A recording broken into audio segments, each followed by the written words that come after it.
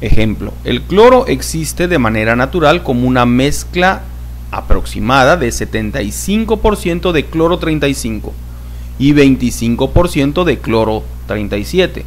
Recordemos que 35 y 37 son sus números de masa, pero no son sus unidades de masa atómica. Recordemos, tenemos que dividir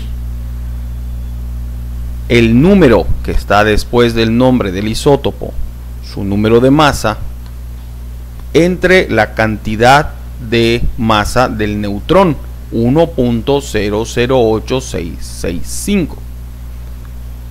El cloro 35 da una unidad de masa atómica de 34.969. Si lo divido el 35 entre el 1.008665. A veces no se toman todos los decimales. Si nosotros hacemos la división del cloro 37 entre 1.008665 nos da 36.682149, etcétera. 36. Las cantidades que nos dé de multiplicar el número de masa por el valor del neutrón que manejemos nos dan la unidad de masa atómica, la UMA. Pero después tenemos que saber que hay un porcentaje de existencia en la naturaleza. Como habíamos dicho antes, hay una cierta cantidad de un isótopo y una cierta cantidad de otro isótopo. Se saca un promedio de las 2, 3, 4 o 5 cantidades UMA. Aquí en el cloro tenemos 2 UMA.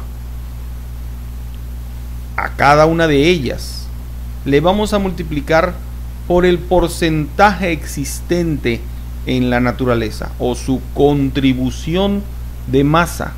Le llamamos entonces contribución de masa al resultado de multiplicar la UMA que hemos obtenido al hacer una división de nuestro número de masa entre nuestro valor de neutrón. Esto lo vamos a multiplicar por punto y el número del porcentaje, porque como los porcentajes son multiplicaciones enteras, hay que convertirlos a decimales para que dejen de ser porcentajes. Recorrer 2 lugares a la izquierda al punto decimal.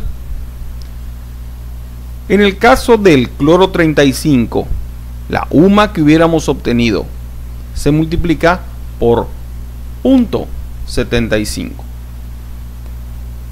y eso nos va a dar una cantidad de contribución promedio. Lo mismo vamos a hacer con la cantidad UMA que hayamos obtenido del cloro 37.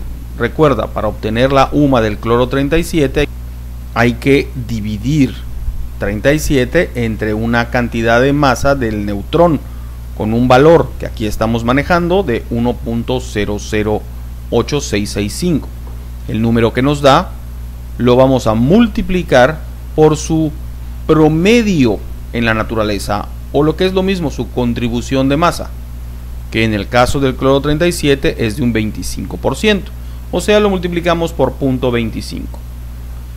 Hay que mecanizar este procedimiento. Hazlo con muchos números. Piensa en isótopos que no sean reales. Proponte un elemento, piensa uno, el que te guste, y dale 2 valores de isótopos, la cantidad que quieras.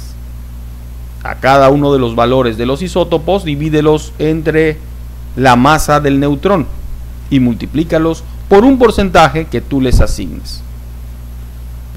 Si utilizaste 2 isótopos, sumas 2 cantidades finales de contribución de masa y ahí obtienes lo que se conoce como el promedio ponderado.